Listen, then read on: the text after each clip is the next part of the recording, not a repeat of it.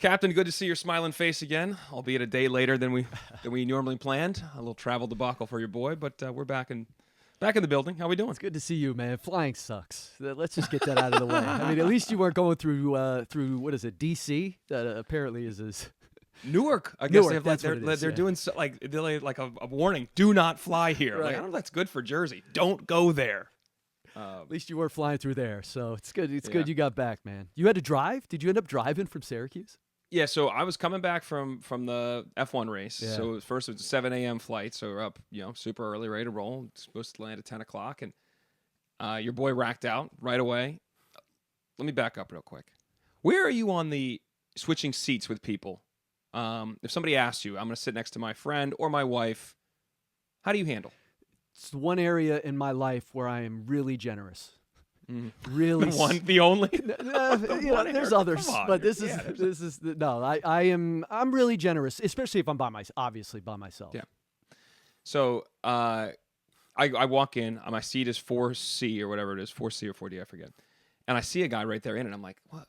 Okay, what's gonna happen here? So it's like, hey man, he's like, hey, this is your seat? I was like, yeah. He's like, well, I want to sit next to my buddy. Now across the aisle, buddy, sit next to. Yeah.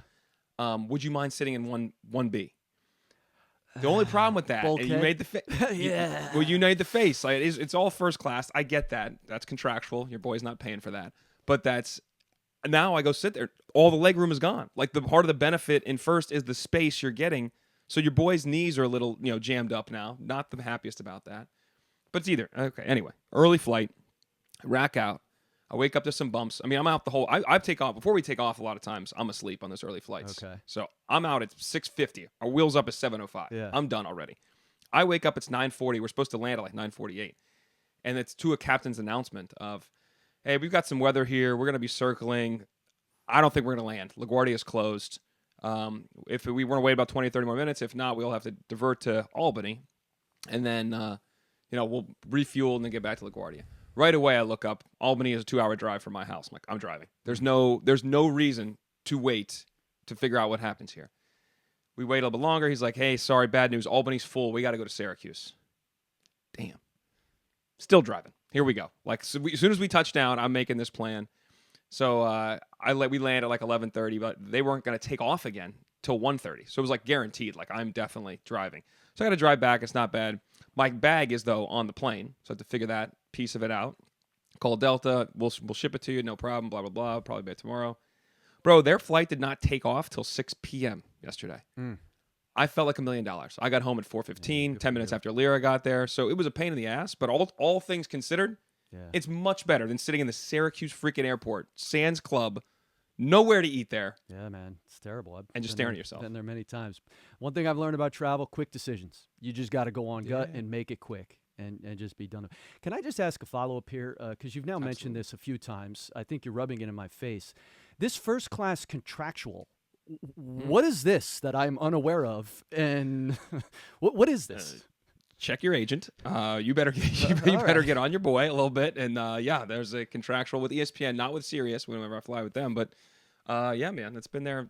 That was like I became anal about that in 2017. So I joined the company in 2016, and that was not contractual. The first time I got this actually was when I did the NWSL deal at Lifetime. And bear in mind, at that point, bro, we were going like every other week to Portland. So I did the first season, and it's more of a shoestring budget. And they're like, all right, so year 2, it's going to be bigger, blah, blah, blah.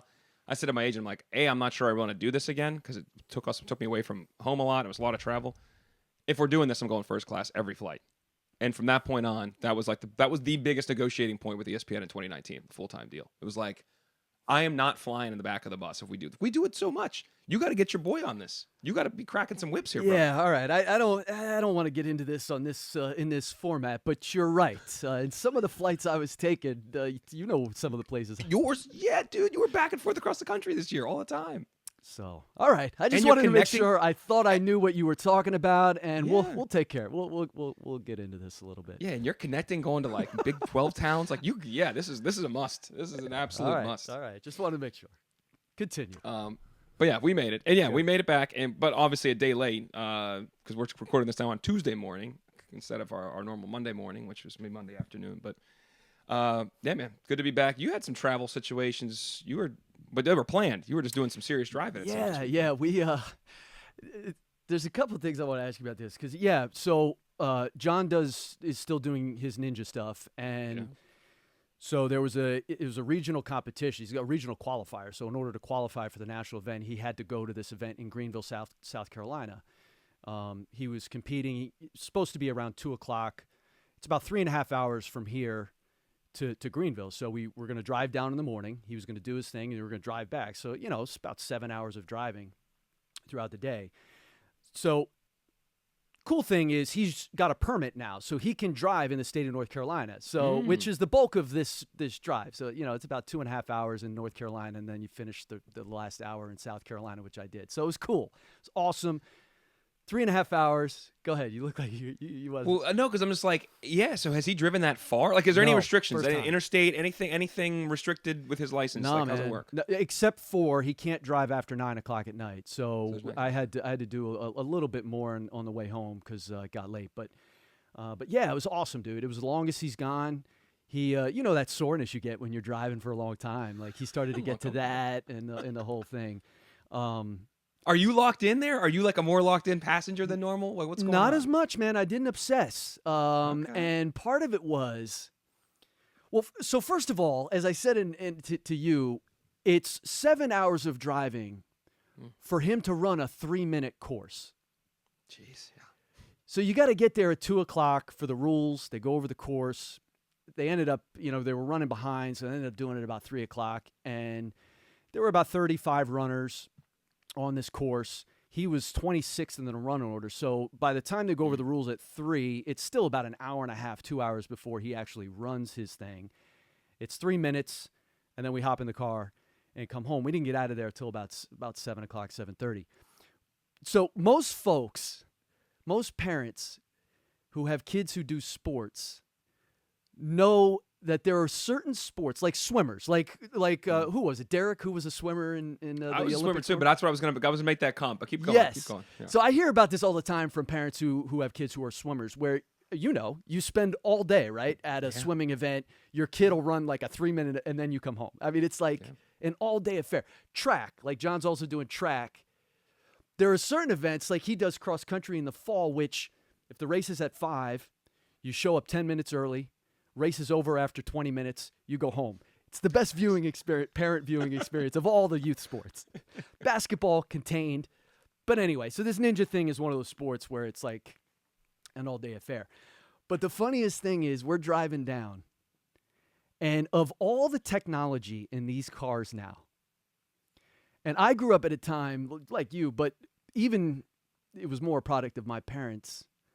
Like my parents, where they were really, really stingy with their money the most was with cars. Like we had roll-up windows. I went down a rabbit hole last night. So power windows. The first power windows in a car actually came online like in the 1940s, but they became really that far back. True. But they started to really get put into cars in the 1970s, and then they became mainstream in the 1990s. So like most people were now having.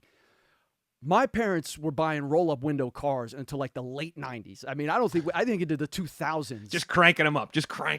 Right, wind those bad boys up. My mom had a Chrysler minivan that we were still cranking windows. My dad had a Ford Escort. I mean, and look, you talk to most financial planners, and they'll tell you, like, when it comes to saving money, the place you can do it the most is with your car. So anyway, the point is, but of all the technology in these cars now, the thing that he got the kick out of the most was cruise control.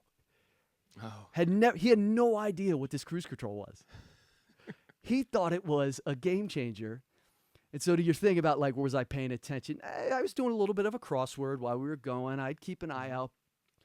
But he was on the cruise control, man, for most of the way. It was cool. That's a little more bold because you can get a little weary at the wheel with the cruise control. If your feet you're not used to anticipating situations like that. How fast was he? What was the limit you let him set there? Yeah, so I was like, hey, look, man, don't tell your mom because she's really strict with the speed, and I got a bit of a lead foot, a bit of a heavy foot. I said, look, speed limit's 70 on 85 here. You want to go 5 to 10 over? I'm good with that. You want to go, especially if it's 65, you want to go 75, I'm good with it. But do what you're comfortable. So he was setting it at a cool 75, I think, and we were rolling. It made me think too about technology in the car. Where were you on your listening habit? Like, did you have the 5-disc changer? You remember the thing under the either under the seat or? Awesome, but no, never had that. Never had it in my parents' cars, not in my car. That was a different thing. You had to get that like installed, like the 5-disc thing. Like, what Yeah. did they even have? Did they have threes that come out of the console? I don't think there were even 3-disc changers that came out of the No. console. Maybe I think you had to buy a separate deck to do that. But like when my mom was like when we were a kid, my mom would drive us to a lot of different things and pick us up and whatnot. She was one of those people, old school, 10-10 wins on the car all the time. Okay. Like, you give us 20 minutes, we'll give you the world. And it was just like, Yeah. like, and you start out in Middle East, like they start just rapping through the news. And I used to get car sick all the time. But by the time we got to like weather, my stomach would be churning every time. I feel like no matter where we were, I just like that sound and that production has like a Pavlovian response to my body that does not like it. Because I spent so many hours listening to 10-10 wins. And then as I got a little bit older, then she would let me control, which was the tape deck. Never really the radio station, because you just, I feel like our musical tastes were just too different. We could listen to some oldies maybe on the radio. Oh, yeah. Things she would hate those when we got a CD player. Remember I got really into Billy Joel's Greatest Hits in like 7th grade? Yeah. I'll never forget this. We're driving into my house after, wasn't even that long of a trip. It's probably back from like, we played down like 20 minutes away all the time in this place called the Bronson House. We played this, like travel team played down there. And we were coming back from practice or something, and we pull in, and she was like, I can't do Billy Joel anymore. Like, I don't understand how you like this white people music. I don't get it. And I was just said from the white woman that had me when she was 40 years old. So her age, like she's now at like 60, telling me that, like, or not 55, telling me, I'm like, what? Like, how do you know? I was so like baffled by that. But she didn't like the Beatles, didn't like Billy Joel, didn't like the Stones. Like, she was Motown. That was her too. Like, that vibe and those type of things is where she lived. But she would let me control stuff. Dad really would not. Like, that was not. Now we would find things we liked, like Stevie Wonder together. Or I got him, like, he started getting into Eminem, and like right when the beginning of high school, he's like, what's this guy all about? And he would listen to some hip hop, but it would be Now, is that white people music? No, it's not. That is not at all. But yet a white guy is doing it. There is an element to. I felt like he would listen to hip hop when it was cleaner. Like, he listened to Tribe, De La Soul. Like, he would be cool with some of that as I got into my later in high school years, because he would drive to some of those AU tournaments sometimes. Like, if it was weekend related, he would go. During the week, he would never. He's always working. But he would allow that. And then the Eminem thing became like Hello, My Name Is became, and it's on the radio all the time. And it's like, what's this? I think he was intrigued genuinely by this. Who is this white dude ripping up? Like, just what is this guy all about? Killing it. And I feel like we listened to the first album. And he's like, this was probably when I was like 18. So I think he was okay with it. He was like, man, this is graphic. I was like, yeah. But he was like, this guy's got some talent. He's got some. There were not many hardcore rappers he was letting us being co-signing us, listening to. As I told you earlier in the pod, I had to become 18 again to get back into the explicit range. So this actually may have been post-college. Post-high school now that I think about it. But yeah, it'd be a much more group effort to figure out what we're going to listen to. Who controlled your situation yesterday in a 3-hour drive? Yeah, we were both, speaking of Eminem, we were cranking it. We were getting him fired up, pumping it up. The kids, I'm a big podcast. I assume you are too. I'm a big podcast nut, and the kids hate it. I mean, they just hate listening to the podcast. Can we put music on? I do think, like, there's become a, like, my two daughters are super into Taylor Swift, obviously, which I can respect, because Taylor's got a bunch of bangers. I mean, most of her stuff slaps. Nobody's ever said that in the same sentence. They are. Taylor Swift has a bunch of bangers. I'll sing along. God, they all sound the same to me, bro. Like, so many of them sound the freaking same. So it's funny. And not even the lyrics. It's like the songs sound the same. Yeah. And so, well, at first I was a little bit dubious. I'm like, this is a fashion thing. Like, to be into Taylor is so, of the moment. But she does have a few hits. But there's this Sabrina Carpenter now who, like, they pretend like they're super into. And speaking of every song sounding the same, it's that, and it's Billie Eilish, who I respect the talent. I don't get Billie Eilish. I just don't. Never really got into it. And so I give him hell all the time. I'm like, you guys don't like this music. This is not good music. It's just a fashion thing. You guys just want to be in. So and their response is they argue with you? Yeah, they argue. No, we love it, Dad. Shut up. Let me go back to the ninja competition for a minute, though, because I do want to talk about that. Like, He's great at this. You guys have been to like Vegas for things, Yeah, and he's he's been on good. like national competitions. And I've watched him do stuff like at your house. I'm like, this is freaking insane to think that he could do this stuff with his body and the grip strength and the strength it takes to do all this stuff. So what was the to go that far? You said it was like a regional Yeah. competition. Like, what was the deal from a competitive standpoint? And then to sit there for hours and wait to perform or to to have your time. That's hard. Yeah, it's actually funny because we were watching, which I know we'll get to because you were down there. So in the they do the rules, and then he's got, like I said, about an hour and a half. So he and I were sitting upstairs watching the F1 race, the Miami Grand Prix. So that's how we were killing the time. But he's got a coach there. His coach is awesome. He's been with him since he was super young, and they've got their warm-up routine. He's got his ear pods. So when it's time, like he's got his routine. Okay. It just takes a while to get there, and then I sit there. I'll read. I have things I'll do. I went for a walk, long walk. I mean, there's things to kill time, but it's just like, really? Like the whole concept. Now, I will say, and you and I were talking about this last week, and then our guy Lem weighed in just in terms of the opportunities to have conversations with your kids. 3.5 hours with just he and I in the car, captive audience. He's got to listen to me.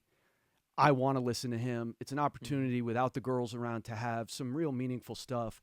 That was all. I would not give back that time. Like I said to you in our doc, like 3.5 hours down, 3.5 back. It was an amazing trip. That's awesome. Yeah. So it was cool. that part was cool. How did he do? He did well. He's competing with the at the highest level now. So he's in the elites, and it was kind of he's a little young for it, but it was a decision where he's like, look, let me just do this. Let me just go for this. Cool. And what's cool is as he's hitting puberty and getting stronger. So it's not just like he's really good at the technique and the sport now. Now it's just a matter of getting taller so that he can reaching some of the obstacles is easier. And then physically getting stronger, which he is, to be able to compete. So he finished out of 35. He finished in the upper half, and he qualified for the national event, which is actually in Greensboro, which makes it super convenient. Yeah. So nice. When's that? That's over the summer. That's I think it's in July. Yeah. So awesome, man. Good for him. Anyway, yeah. Well, the comp you made to swimming is really funny too, because Derek, as you mentioned, Derek was a swimmer at a very high level and then Devin swam, but not as well, and then I swam like at the state level. The thing that was crazy about those things, though, too, we have a family of 5 kids, and Derek, the oldest one, sometimes we would all have to go to the meet. Like, they wouldn't, like, they couldn't drop us off at grandma's. Like, sometimes it would. Like, there are times where, like, I would kind of want to go just to kind of be around. But you're 8-year age gap, like, so then I'm just, like, running around the freaking facility just for, like, hours. And then I remember going to my dad, like, can I get a snack? His go-to thing, he had huge hands. He used to always put his hand in his pocket and be like, let's see what change I have. And he'd pull it out. And, like, there was a quarter there. That was buckets in like 1989. I'm getting some Swedish fish. Like we're getting maybe a banana now and later. Like I had my go-tos and I was ready to go. And then I just run around again. But when you think about that, they would spend all Saturday sometimes. And then if sometimes the finals of these bigger meets was Sunday. Like we would drive to Ohio sometimes for his stuff and Eastern Pennsylvania. And like we were in a car for a long time. And then we're in the freaking meet for a long time. And then when I was swimming myself, that was when I remember sitting there just like waiting. You're younger, and I always thought I was gonna, like, you're in your head, you're like, I'm gonna win. Like, but as you got in those higher level meets, there felt like a little more pressure. Like I remember being at states, like, and I finished 5th in the state or something like that. I was furious, and I was like 11. Like I was freaking furious, and going into it was probably the first time I remember being like a little nervous going into a sporting event. Everything at that time, I was in 5th grade. Everything at that time in our town, like, not to be like an asshole, but anybody that plays, at a high level in any sport, you're usually good at other things. Like everything came easy.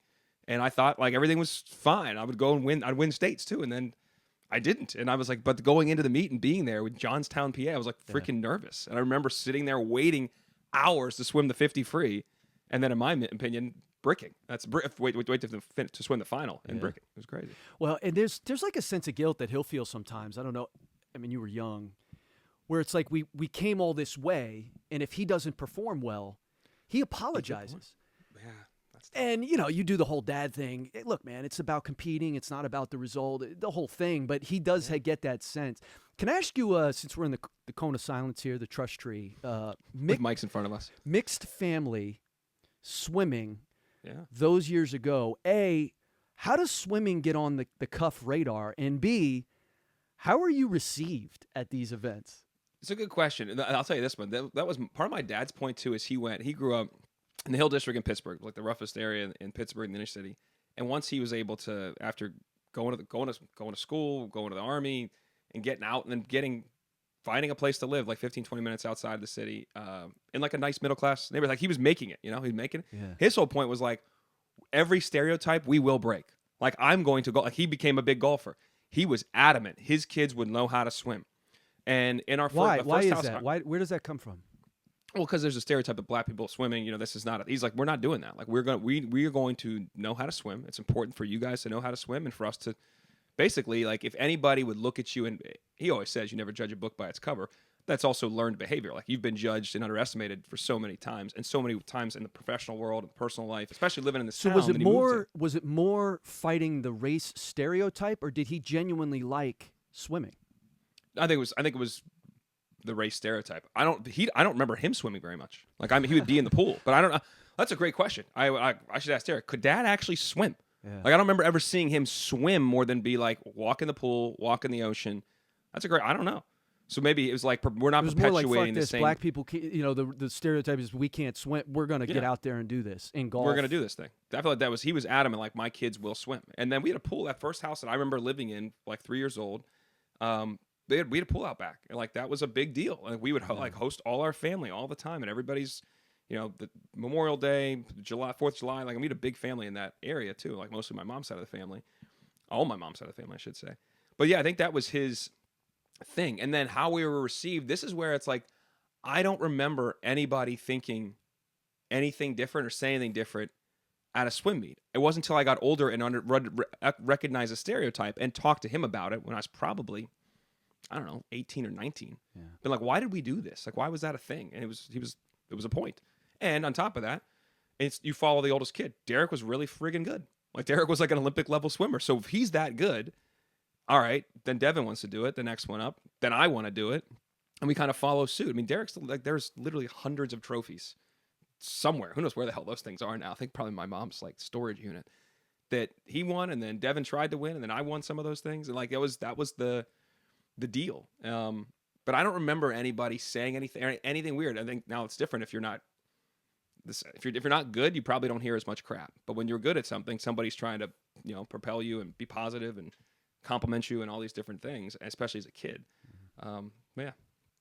Interesting. Yeah, all 7 of us driving around. Are you still motion sickness, by the way? I mean, the stories of you on these drives getting sick. You get sick still?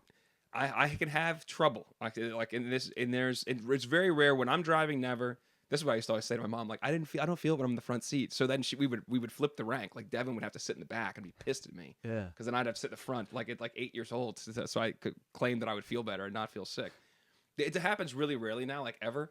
But the last time I remember it happened, and weirdly enough, is when Kelsey and I were in the Amalfi Coast like 2 summers ago.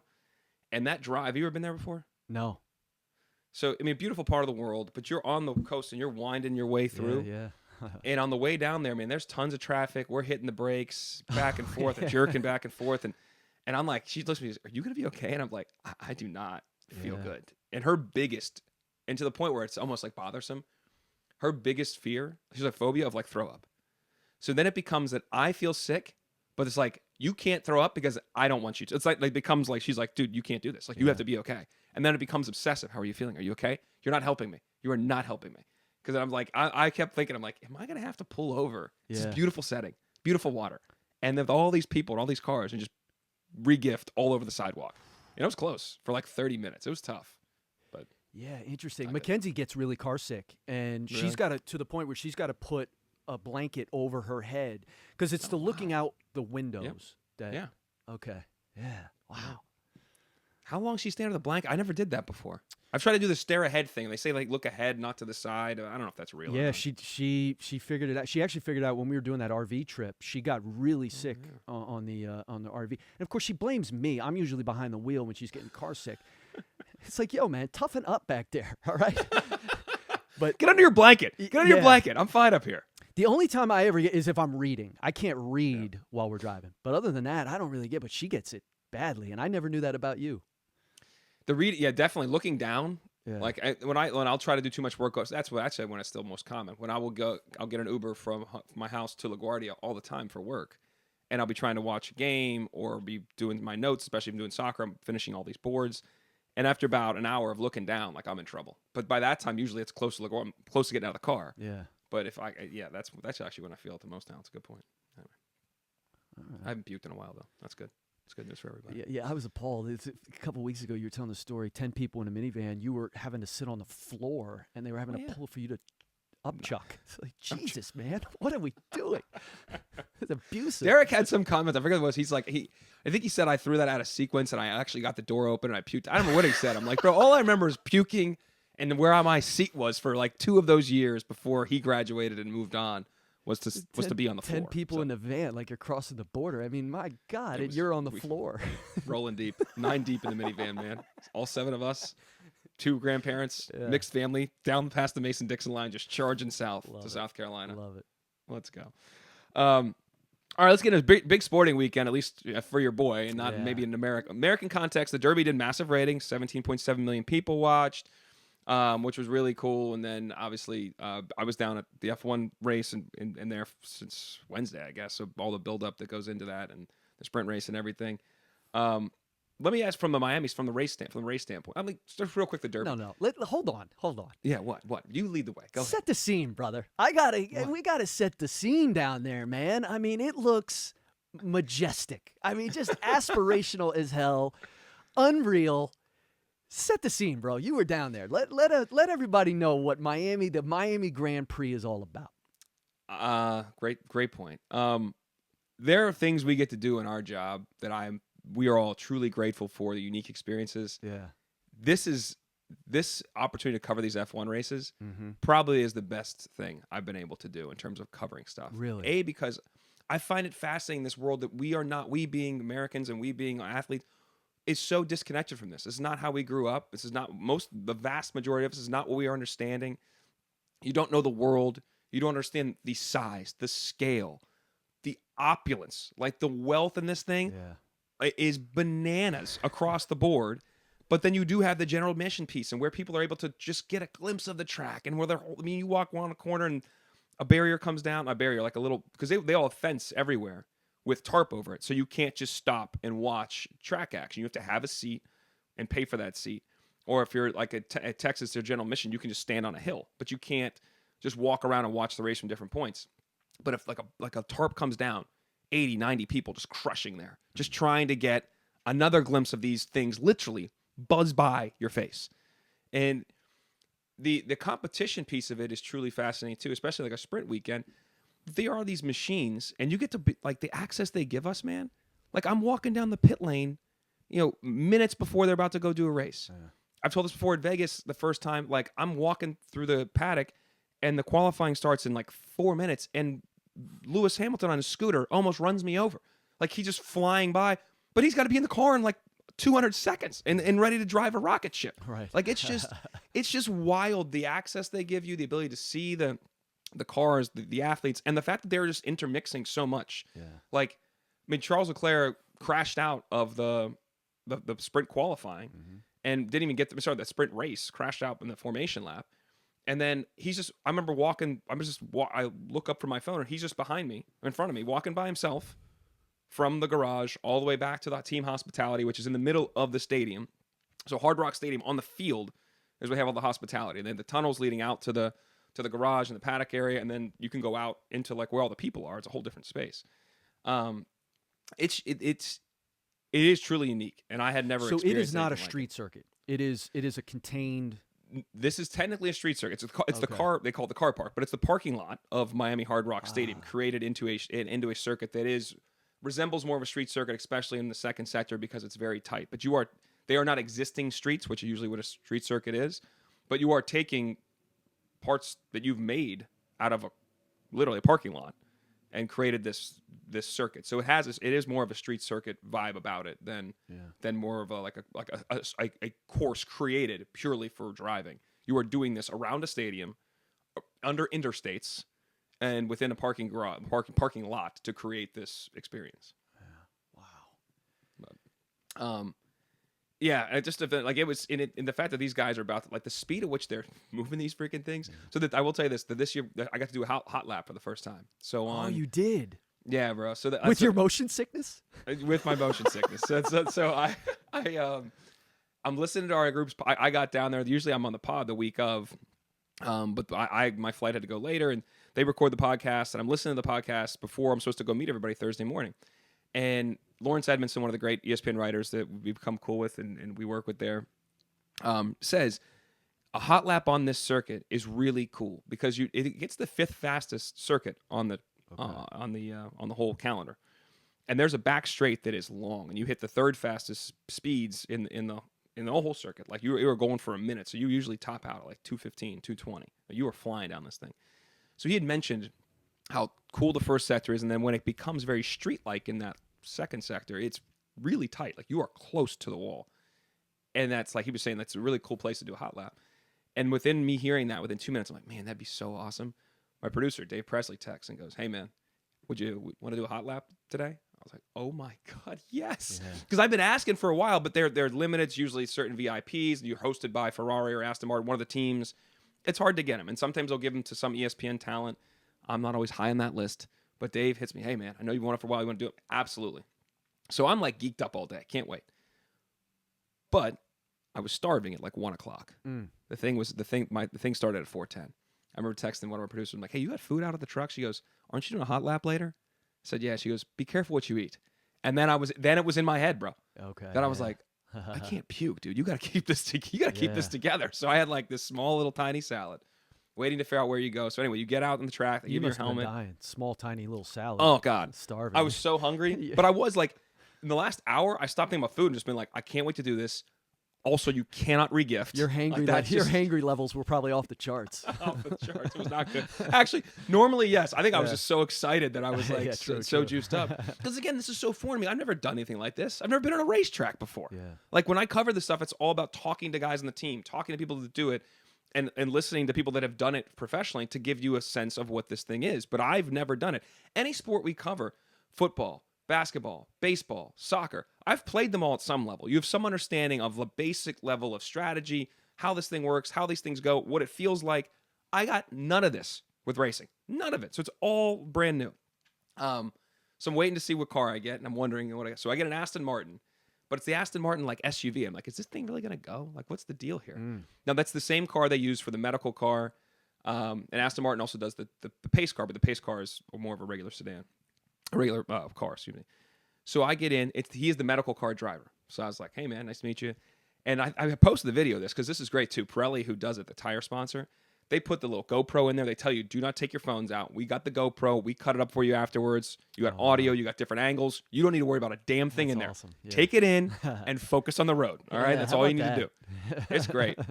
So I sit down, and I'm like, I don't even think about the camera there. The first thing I say to him is, he says, hey, man, hey, what's up? I'm like, don't take it easy on me. I want the full experience.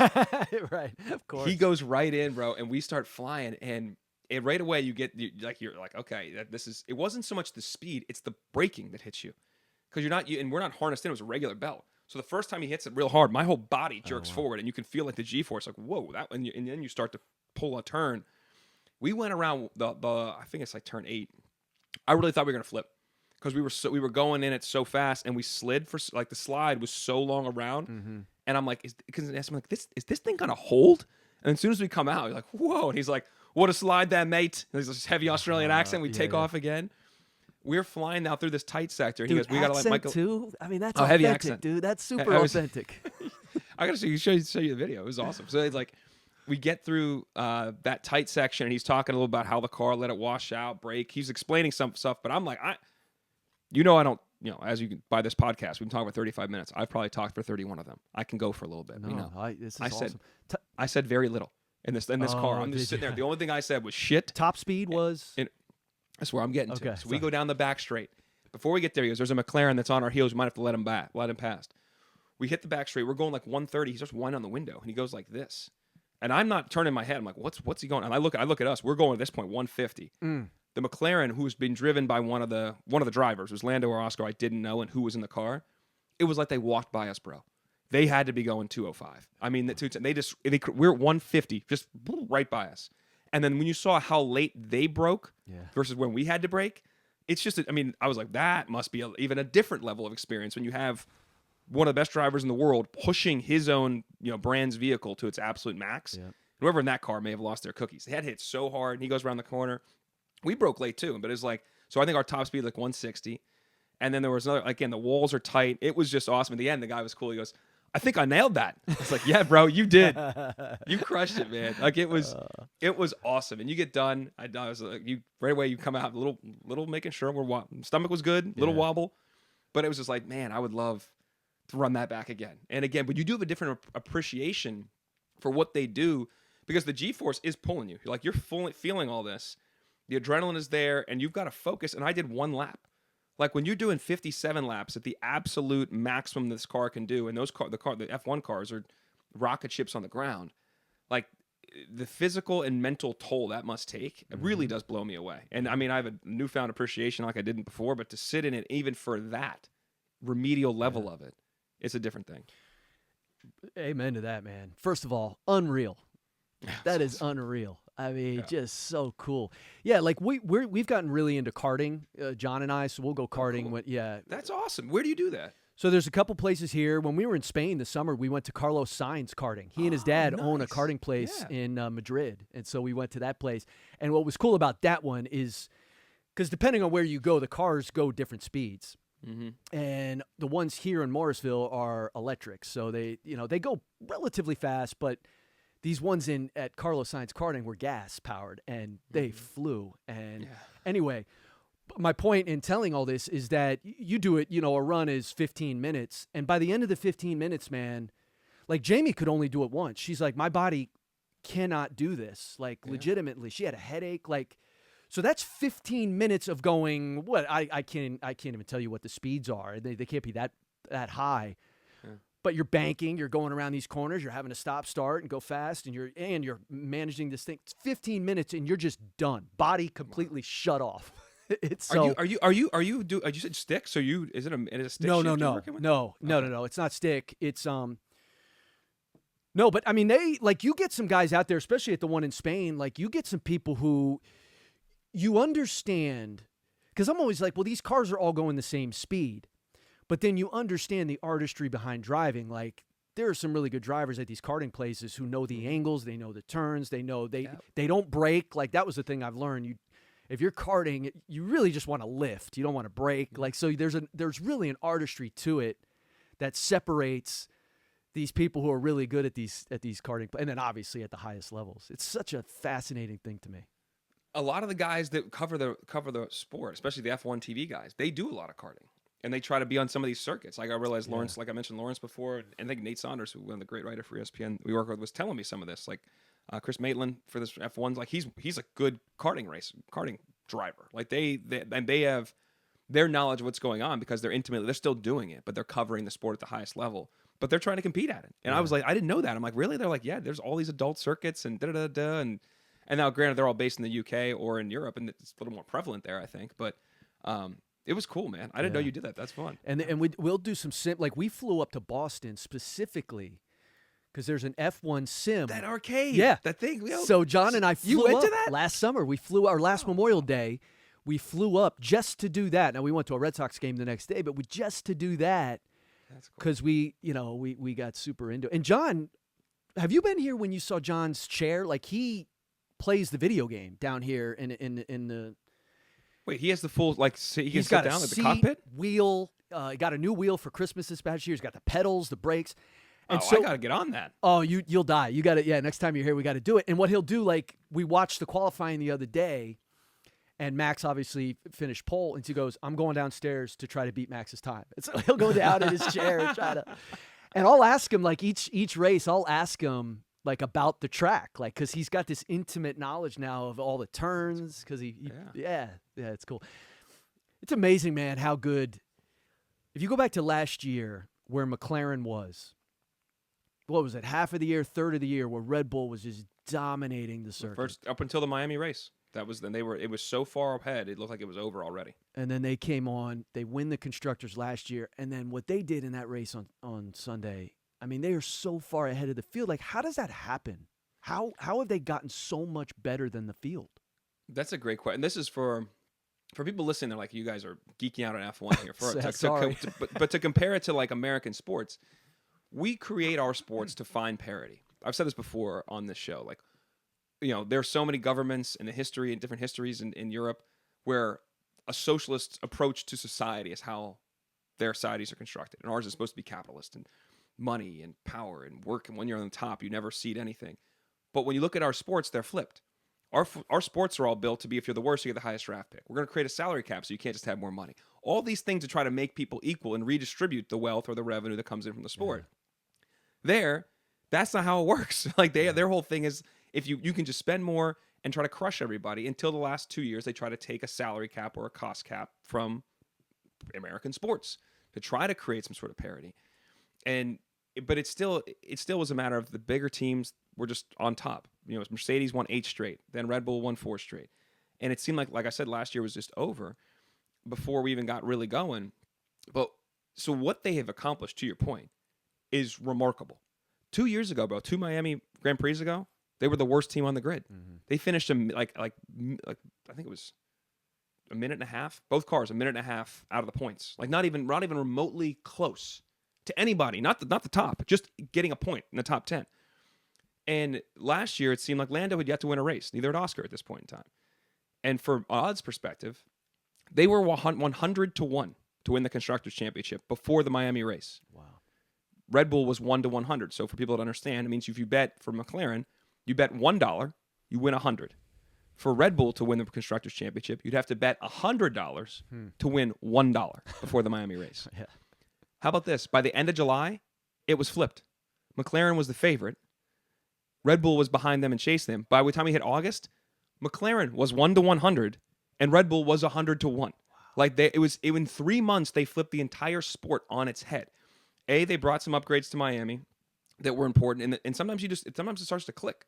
Like the car finally came together, and they have these wind tunnels, and they have their simulators, and they have this sport is just so much data.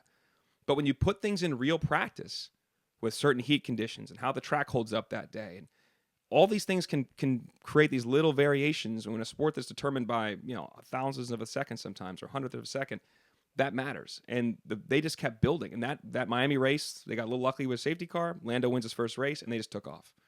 And they've built on that advantage. And to your point, when they start that race yesterday or 2 days ago, Lando was in second. He tried to dive in against Max. He struggles. He falls to sixth. Oscar comes up to second. Passes Antonelli, goes to second. And then watching that battle, that first 20 laps, man, was great. Yeah, it was amazing. Gripping. This is why I would say if you watch the sport, the first 20 laps are what Americans don't know exists and they would love, and they would hate the final 27 laps because the car was so much better. There was no great comeback unless you make a mistake. But when you saw Lando from 6 start to carve right past guys in the first couple laps, I remember saying my cousin was, Ryan was there with a bunch of work people. They were awesome. Got to meet this crew and I watched the game, most of the race from their like suite area. I said to him, like, that McLaren is on a different level, man. Like as soon as you can see him just carving past a Mercedes and then past a Williams, like it was a matter of time. You wondered if Max could hold him off, but that was entertaining to watch Max with Oscar for a while and then Max with Lando for a really long time, which determined the race. Was gripping. But then those two are so far ahead, and this is the last part about, we've talked about this before in this sport, that I think Americans struggle to appreciate, is the level of perfection. To what you just said, the 15 minutes you spend in that karting, you're cashed afterwards. But just like soccer and just like this sport, these global sports where there's an appreciation for being perfect, basically, for not making any mistake for the next 45 minutes in that cockpit, Oscar Piastri was just dialed in and just ripping lap after lap after lap at the same time, or within 2 tenths over and over and over. And Lando was catching him a little bit, but you knew he wasn't going to be able to overtake him because you have to you're hoping that one of the best guys in the world makes a mistake, and they just seem to do it so rarely when they're not in a pressure, when they're not around anybody else. They're able to just zone in and knock it out. And then those two guys just coasted to a victory. The first 20 laps are great, but the back half of the race was like these dudes are on a different planet.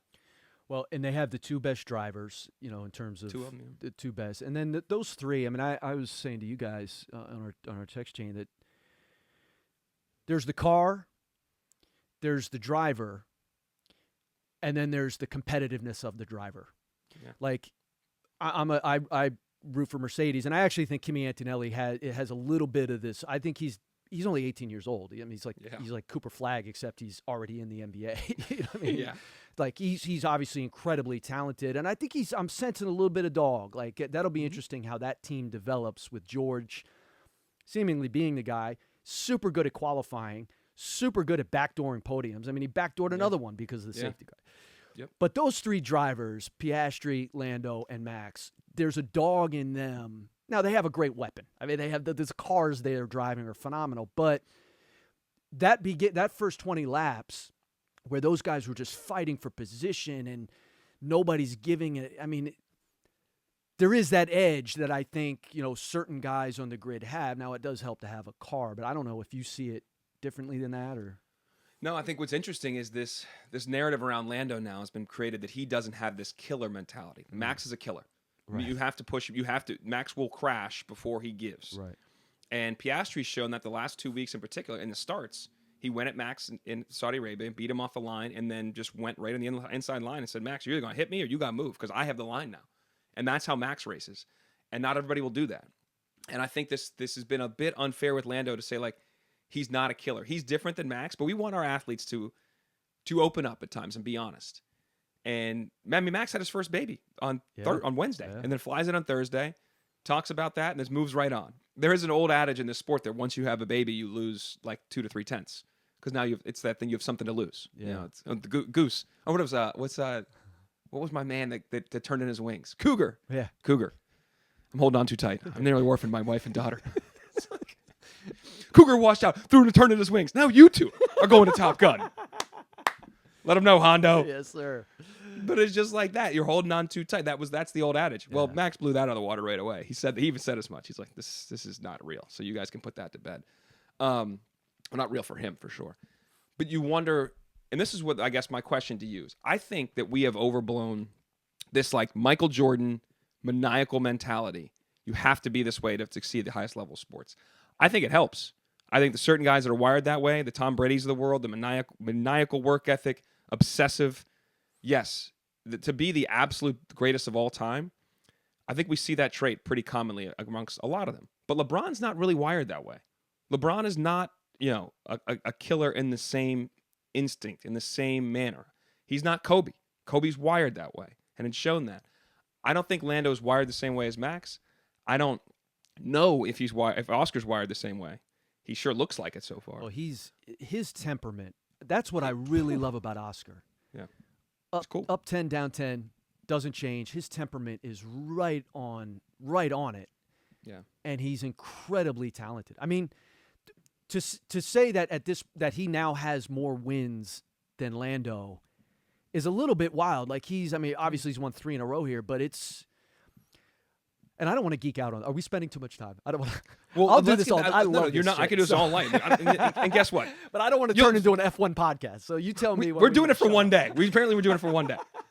But let me ask you about the mentality. This is not. I guess this is not Lando specific. Do you think that's a must to be in a modern day athlete? Do you have to be that way? That when I say that Jordan, that Max, that Kobe, where nothing else matters, I will kill you to win. Like, do you have? And I will tell you that as much. Where Lando does not operate that way. I think in the case of Max, it does give him an edge. In the case of Jordan, Kobe, I do think it gave him an edge because there are times like Lando backs down. I mean, he could complain and bitch and all he wants about Max and elbows out and all that, but he does back down. So you could argue mission accomplished, and it's one of the things that Christian Horner loves about Max. Yeah. That Max is not going to submit. That's why I love the dynamic of Lando, or did love it with Lando and Max at the top of the grid, to start a race, because there's going to be something. And I do love seeing Lando cower at times. To be honest, that's where it flipped for me between Max and Lewis. Again, we can argue. I don't know enough about these cars to debate where the Red Bull was versus the Mercedes when that flip started to happen.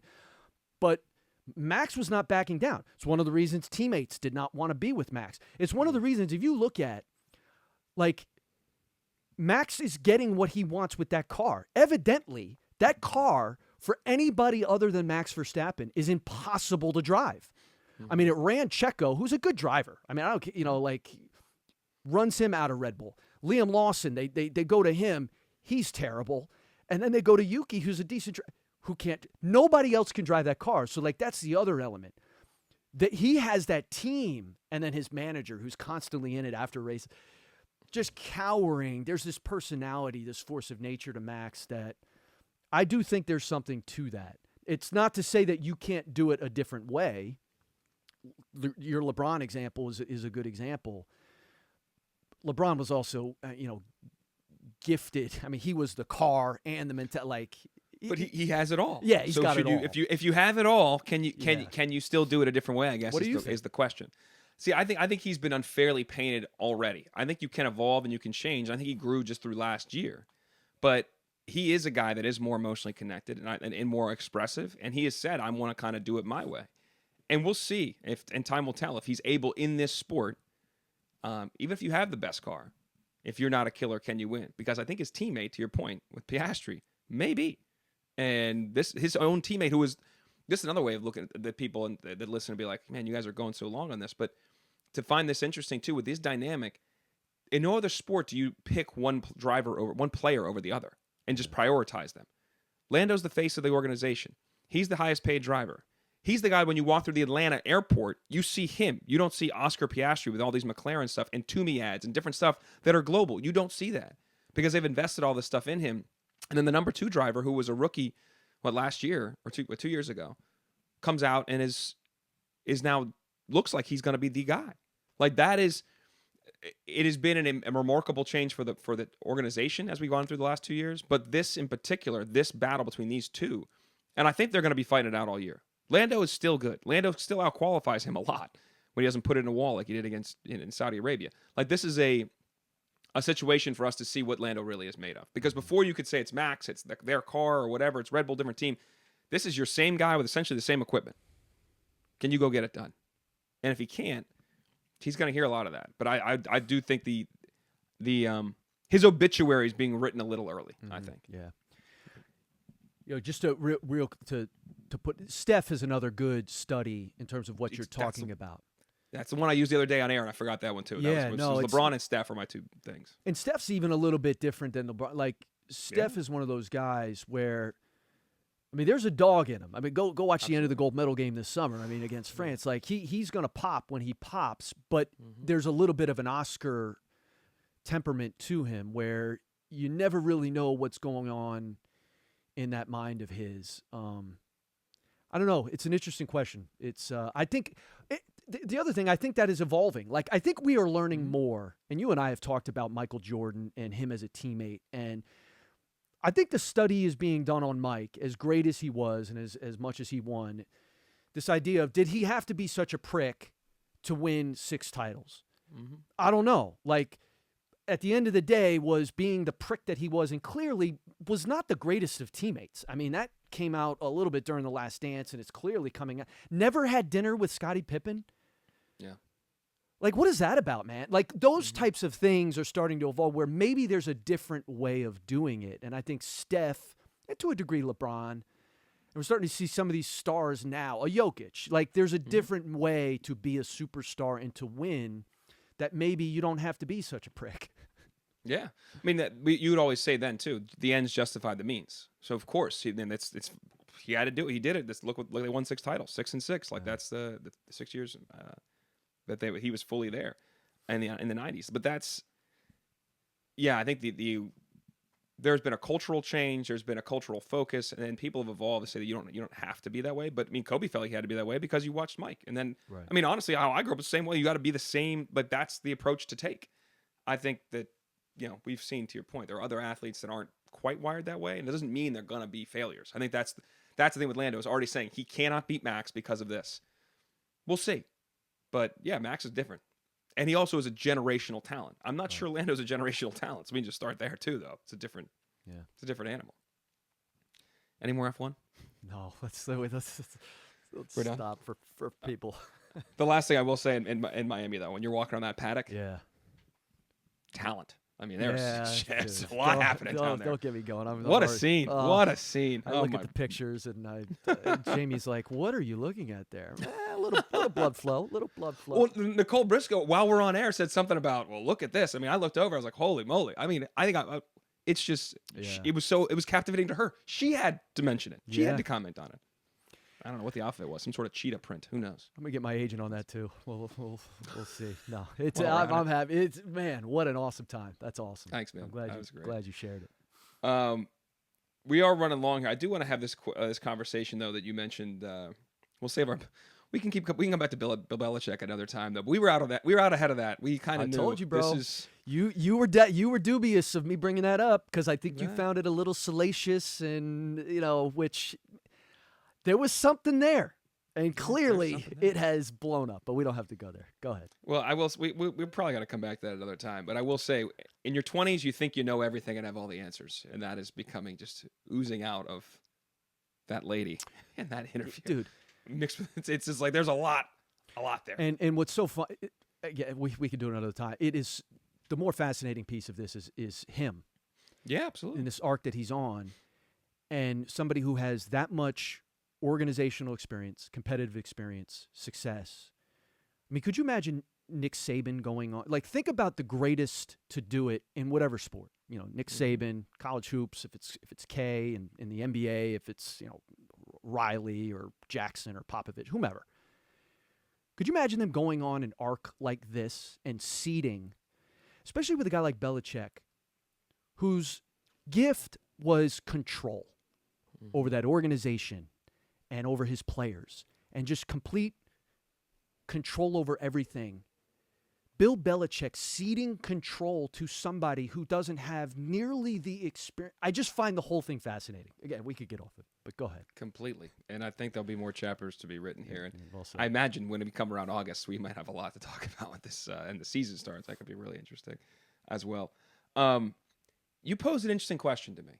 Hey, let's get in your playoff topic. Go ahead. So, and it's interesting because we have now seen 2 1 seeds lose in this round, and we saw obviously Boston lose. So you've seen the 2 1 seeds, and I was thinking about this, assuming that in 7-game series that these NBA playoffs were going to be a foregone conclusion. It was going to be either Oklahoma City, Cleveland, or Boston. In the finals, going to win the whole thing, and that's what 7-game series produce. And so it started me thinking about this balance between what is the goal of playoffs? Is it to ultimately, like in the NBA or Major League Baseball, now those seasons are much longer. Mm-hmm. And so you go to a 7-game series perhaps because of the length of the season. But is the goal of the playoffs to ultimately find the best team? So that's obviously what 7-game series should ultimately produce. Or is the goal of playoffs to create an entertainment product where on any given night you could have a team that could ultimately win, and you may not, like in the NCAA tournament, where you may not get the best team who ultimately wins the title, or you have a hybrid version like the Olympics or the World Cup where you have a medal round, so you give the best teams the opportunity to then get in to, or pool play rather, to ultimately then get into a medal round where now you have that one-and-done format. So that's sort of what I wanted to throw out to you is what is the goal of playoffs and how do you evaluate how each format sort of does that? It's funny because I do think in a point in time, the goal of the playoffs was determined who the best team at the end of the season is. And when a lot of these sports started, particularly baseball, there was much to do. Like they played 144 games back in the day because they wanted to fill out leisure time for all these people to watch baseball, which was America's pastime. And you get to the playoffs at that time. Granted, those playoffs was you just win the pennant and you go to the World Series. So you won your National League or you won the American League and you went to a series to determine who's best. And bear in mind, back then, nobody crossed over. So you had to have the final to see who was the best. The AFL and the NFL. First Super Bowl, those 2 leagues were independent. Had to play to see who's the best. There was a necessity of like, we're going to play our league and entertain folks, but we want to know who the best is at the end. And then as those leagues merged, and then there was interleague play and expansion of this, it became about money and about dollars and about revenue. Let's get more playoffs. It's more Jeopardy time. Let's get more series. Let's add in a wild card. I mean, it's this play-in tournament. It's been 66% of the NBA is in the postseason. Right. Like, what the hell are we even playing the regular season for? Like, this you saw the result with Miami and Cleveland. I mean, if you put a 10 seed into the playoffs, here's the deal. It's not competitive. That's the deal. So I say all that to say, what is the goal? The goal is to create revenue, to satisfy your partners, and to hopefully gain audience as you go through this 2.5-month season. In the NBA situation, the NHL, I think, is a little different. The NHL product is different, and the Jeopardy is different, and how you score and how the game is constructed, I think, creates way more unpredictability. Yeah. So the problem is that sport doesn't connect as many people. But like that format for them actually creates Jeopardy and intrigue. You could argue in every round of it. The NBA does not. It's just not the same product. So I was having this conversation with Derek a couple weeks ago. If you really cared about keeping the consumer in there, and I think driving more ratings, but we're willing to sacrifice the length of the playoffs, if you go to best of 3 series, now I think you really have Jeopardy. You have people locked in. You create a scarcity. But what you also have done is, I still think the best team can still win it. They can have an off night, but still battle back. Right now, the best of 7 setup is all about the money, the revenue, and ultimately the best team. Because outside of like LeBron beating Golden State in 2016 and come back from 3-1, most years in the NBA, the best team wins. Right. Because over 7 games, usually, yes, it proves out. So that's good. And we want to determine that. But we also want to stress that group. We want to make sure that group is there. We want to keep people interested. Like, I'm full disclosure, the first bit of the NBA playoffs I watched, really the first like extended period of time, was last night. Was Knicks Celtics. Because there's been other things going on. And there's like, all right, are any of these things really compelling? To watch the Clippers and Nuggets in Game 7, even though it's a Game 7, are either one of those guys really relevant? I don't know. Maybe the Nuggets could be. I don't know. But I think if you put that thing in like a 3-game series, that Game 1 is huge. Huge. Like, you're locked in. And it can still be staggered and long and keep conversation and keep people interested for 2 months. It's just not a bunch of filler, which I still feel like the beginning part of the playoffs is filler. And although teams are playing harder, at least guys aren't on, load management. But still, there's a lot of games that are like, are we there yet? And when we get there, it's fun. But I think you could create a scarcity that really drives an interest that's on a different level. I think the randomness of the sport is an interesting dynamic in all of this. Like Major League Baseball, you're not always getting the best team because baseball it has that randomness. It's one of the reasons why I think expanding the MLB playoffs was stupid, because now we played 162 games. Now you have these playing games, and you're affording in the sport of baseball, you are affording a team that just squeaked in to get on a hot streak, hot bats, hot pitcher, whatever, to then move through your playoff system. I thought it was stupid. And the first one's a wild card with 1 game. Right. 162 games come down to a game. Like, yeah. What? In a sport where there's basketball is a little bit, I don't think it's as random. Maybe, and you made the point a moment ago about the NHL, and the length of those seasons. Like, to go 82 games and then, hey, we're in a one-and-done format. I mean, obviously that's probably unrealistic. And to argue that, well, the playoffs should be about creating a level of drama. There was obviously drama in those games last night, but just in terms of a 7-game series, how you do your playoff format, I don't know. There's something to, and the ratings are good. I don't know. I was thinking about it in terms of being, well, what do we value here? Do we value finding these teams, or do we value the drama? Well, that's why I feel like there's a middle ground. Like when you look at the medal round, I would say no, one and done is not what I would argue for any of these sports when it comes down. Like college basketball is college basketball. That is great. The NFL is the NFL. I mean, there's that is you're not in a sport where you can play multiple games. It is what it is. So the part of the sport factors into it. But there is the scarcity of the NFL drives ratings during the regular season, and then the one and done format drives drama all playoffs. And that's how that sport is built. I feel like you can still justify the 82 games and make teams earn it to get in there. And then once you're in there, though, you can condense it where we're still going to get the best team still has a chance to win. It's just what it does is the randomness, to your point, of a 1-game scenario can kind of go out the window. And in basketball, I'm not advocating for the NBA. And I do think hockey and baseball probably could be left alone. I don't think baseball's generating more ratings because baseball is baseball. They're trying to speed it up. They're trying to be different, but it's lost a lot of luster. We get that. The NHL playoffs are actually really entertaining. You just got to turn on the TV, and people don't necessarily lock into that, but they're fun. The NBA is the one I think I'm most compelling because I think you can change it for improvement if you're willing to sacrifice some game. There's going to be less games. less games, less TV, less TV revenue potentially when you can sell all those games. But I really do believe you would drive ratings.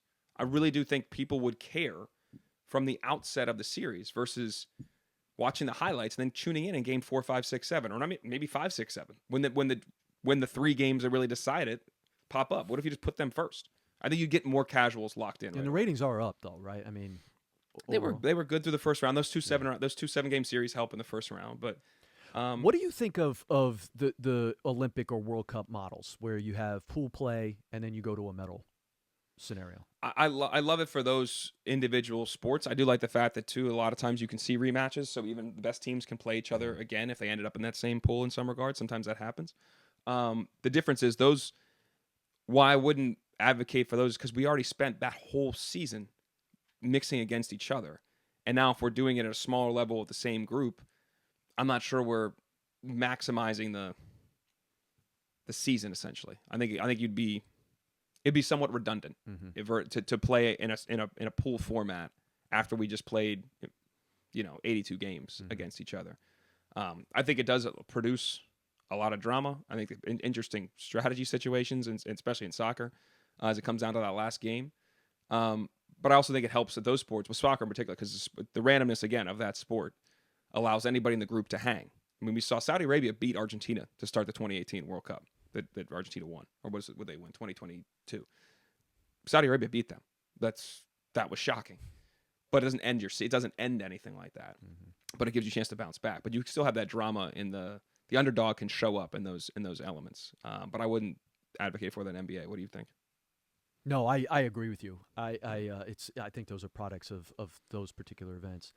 I was looking to, like for example, the NCAA tournament. I mean, the last few years, we've gotten the best team. I mean, Florida was the best team going in. UConn, the last 2 years. So I mean, but there are obviously years where you get UConn with Kevin Ollie winning the NCAA tournament. Like, okay, what does that? You get that's the most common sport where you're like, who they won that? Yeah, I mean, I don't believe you. Yeah. Yeah, even the NFL, you have times like I don't think the Giants that were 9 and 7 were the best team, but they performed at the best level. I mean, that is what it is. Anything else there? No, sir. All right, let me ask you a question.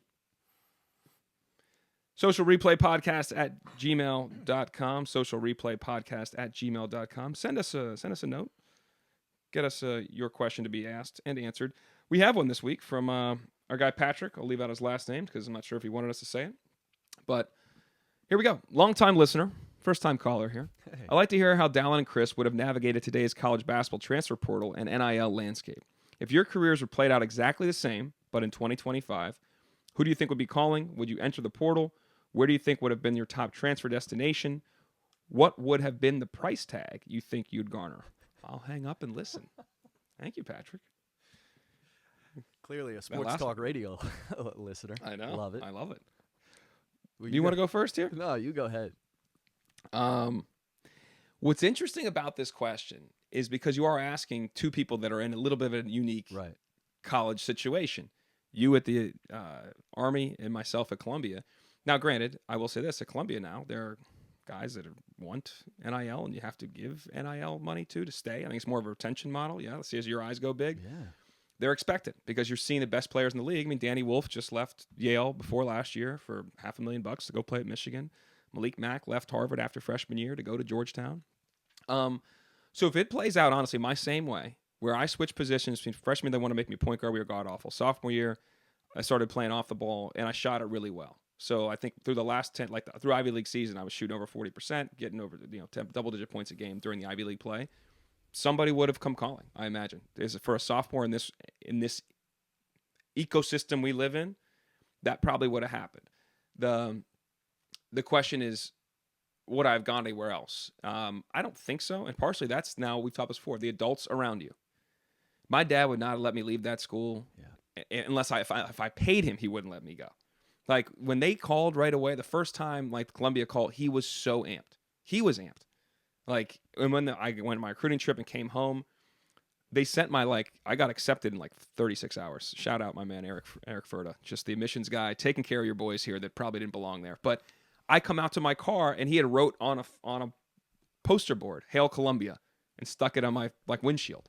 Like he was so excited, and I appreciated that, and he put a lot of work and time and effort and hope that I would be able to get a really good education and play basketball somewhere. So I don't think I would have left. Now to Patrick's question, much like the guys are doing now, I would have probably had you are a product of your environment at that time.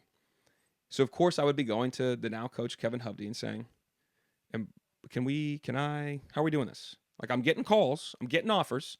Granted, they may be from Central Michigan or from Valpo, which are fine places, but that's not why you went to that school. When Georgetown or Vanderbilt or Northwestern call or Stanford call, where Kyle Smith is now at Stanford, those are really compelling offers. And maybe I would leave, but I would have in the discussion. I would 100% be having the discussion, and I would wonder if it was of same ilk academically, what that offer would be, and would I go? I would definitely consider that. Whereas when it first started happening with NIL, I would say I was happy. I'd be happy at playing at Columbia. Like they don't need me. I'm happy to be there, to be playing. Like that school doesn't need men's basketball. It doesn't do anything for them right now. I'd want free meals. If I could get free meals at the Heights, that'd be a great NIL deal for me. Yeah. But now that was 3 years ago. When you look around the league and all these guys are getting paid, when I said league, the Ivy League, you're going to say, well, should I get paid too? So would your decision, do you think, in our fantasy game here, would your decision be driven by how much a school to transfer was willing to pay you, or would you be targeted with, this is a school I would want to go to? Like I would be at 20 years old, totally enamored by the money. Whatever. If somebody said, here's 80 grand, I'd be like, holy crap. Like, what? Like, I would be out of my mind. Or some of the guys, 50 grand, 40. I still would be out of my mind. Like, what? Yeah. But that would where the adults, and primarily my father, would be like, dude, we're not making a short-term decision here. Now, that if Stanford or Northwestern, now granted, because I'm saying that I don't know if I was, like if I would have transferred to one of those places as a sophomore and continued to work on my game, maybe I'd have been able to play more. I had different injury issues later in my career. But I'd want to play. I'd want to make sure that the education piece was the same, and my dad would make it that way. And then the money would be eye-opening, but I'd have to order them like that. I want to play, not sit in the bench. I'm not moving somewhere to be a bit part. I want to play. I need to get the education has to be the same, and then what are you paying me? So ultimately, if all three of those things were there for like a Northwestern, like a Stanford, I would, it'd be hard to say no unless Columbia would say, hey, we can offer you 30 grand to stay because I loved where I was. I liked my boys. I wouldn't want to leave. But again, off all my other I'm sure my other teammates are doing the same freaking thing. So it's hard to put ourselves in that position when it was such a different mindset. So in today's mindset, yeah, that would be the order of operation for me, and I would be really hard pressed if Columbia's like, we're offering no money, but you can stay, and if Stanford's offering you 100 grand to go to Stanford and play in the ACC, I mean, I my pops might be down with that. I'd be like, all right, let's go. Yeah. You? Yeah, I considered it, not totally seriously, but I know you know this, but for folks who don't know, when you go to a service academy, you are locked into your 5-year commitment, the 5 years you have to do after you graduate. You are locked in when you step foot in your first class your junior year. Mm-hmm. So it's a big decision. Like West Point loses, a good number of cadets between their sophomore and junior years so that they don't have to give back any of that time. And so at the end of my sophomore year, it was something I considered. It was something that look, if I do this, I'm going to have to give 5 years of service. And I had played well enough that, I could have gone somewhere else. Mm-hmm. It's interesting. The Army head coach called me about a month ago because their best player, he was a sophomore named Josh Scovins, went to them about NIL. And I think he may have ended up transferring. So they are actually going through that, which was something that was not really unheard of. Like somebody was either leaving because they didn't want to do their 5 years or they were staying. It had nothing to do with NIL. But to your point, and this is not it was a different time then. This is not like a pat on the back, but my parents would never going to let that happen. Yeah. Like I didn't even bring it up to my dad. I sort of hinted at it to my mom, but they would have never let that happen. And I did feel, Pat Harris was my head coach there. I did feel a sense of, loyalty is such an overused term, but I did feel a sense of that. to that guy. So I never considered it. But like you, and I sort of caught a theme there, transferring to another academic place would have been really important to me. So like in Northwestern is a great example, Stanford. If there was a school in the Ivy League, I don't know if my grades would have been able to do that. I know the Ivy League. I think you'd have been fine. Yeah. You'd have been all right. That would have been a consideration. Or the ACC back when the ACC was what it was. Now, forget it. But or a school in that league, or Kansas would have been. That place is amazing. And to play for Bill Self, I mean, there's nobody I'd want to play for more than that guy. So that would have been the other place. But it's funny just listening to that question as you read it. I've never even thought about NIL, like what it would have meant and what. I mean, I wouldn't have been worth that much, but well, listen, the price tag thing is what blew me away there. Yeah. It's like I never contemplated that, but all I'm going off of what I'm hearing guys in the league that are, good players in the league, what they're asking for or being offered by their play. I mean, it's getting wild, dude. It is. I'm like, wait, what? Like, honestly, I would have played for. No, I did play for nothing. I'd have played for $10,000 if you gave me $10,000. So I mean, but the market is dictating it. One last thing, I forgot about this. My senior year, I broke my foot second time against Army. We were 5-0. Hey. I go around a screen 2 minutes into the game, and I had to have that titanium screw put into my foot, a Jones fracture, in like August. Sit out all preseason, start the first game of the season, practice for like a week. We go 5-0. I'm starting. Things are good. But I go around that screen, my bone splits around the screw. So the screw doesn't crack. I got the freaking rebound on the possession. Hey. But I handed the ball to the ref, and I said, I'm hurt. And I walked off the floor, and I was injured. And at that time, it was like December 5th or 6th. I played only 6 games, so I wasn't at the 20% threshold of the season, or 25, whatever it was at the time, to redshirt.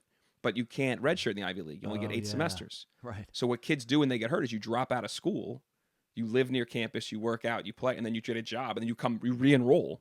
And that happened. Seth Towns did that at Harvard. But he did it after. A couple guys had done that, and I talked about it with our compliance team.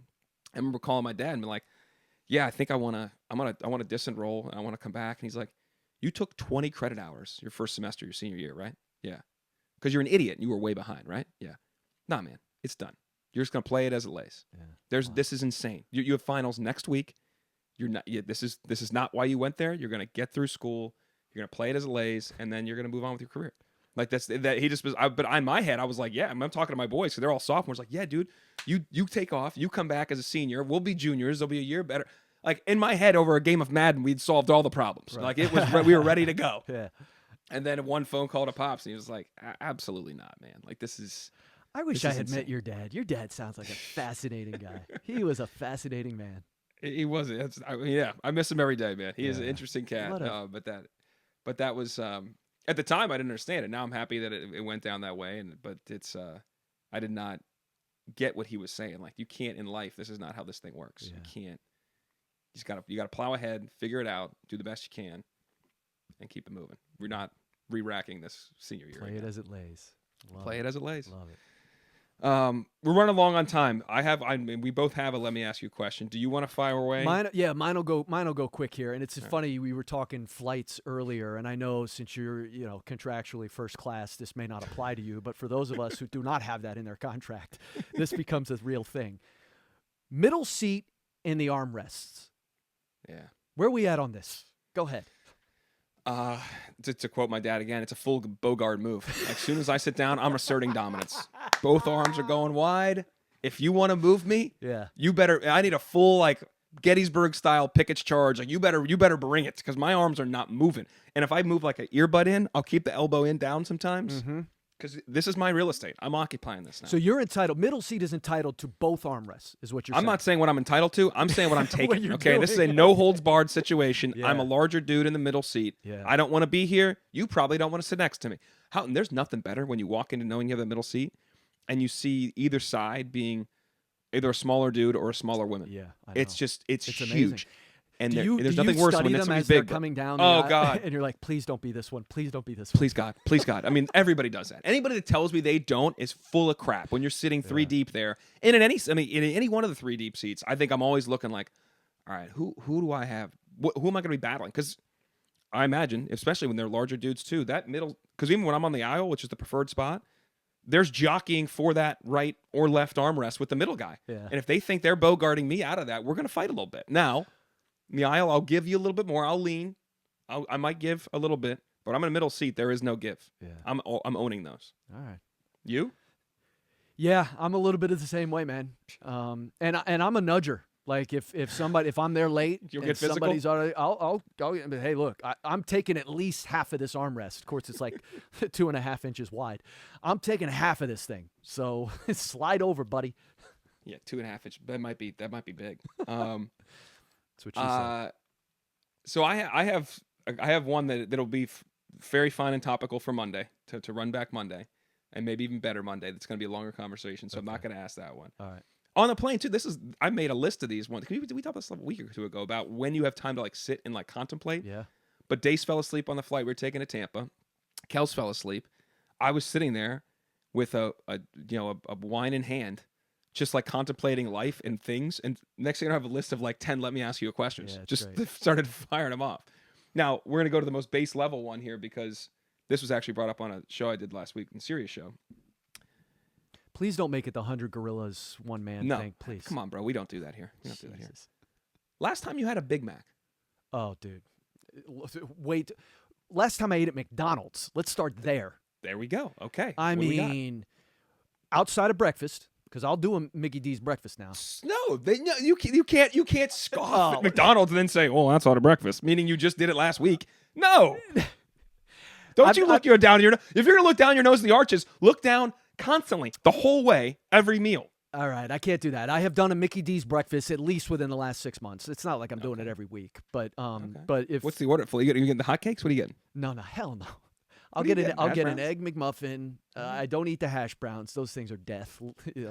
Almost. But the egg McMuffin's not. It's good for you. Egg McMuffin will go down solid, and then the coffee. I do like McDonald's coffee, so it's and the oatmeal. They actually do an oatmeal, and they'll give you a little sliced up apples with it.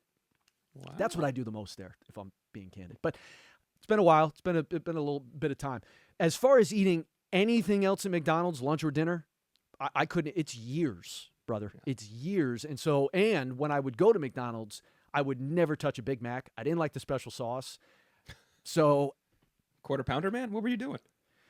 No, I was like a double cheeseburger, man. I'm a basic. Even then, when I was doing McDonald's, I knew that it was just tearing up my insides. Fries, McDonald's fries, I will eat if somebody else, like Jamie takes the kids there. The kids love it, love the Happy Meals. I will dig in on some fries. Outside of that, I haven't touched McDonald's, and we're going years. Yeah. You?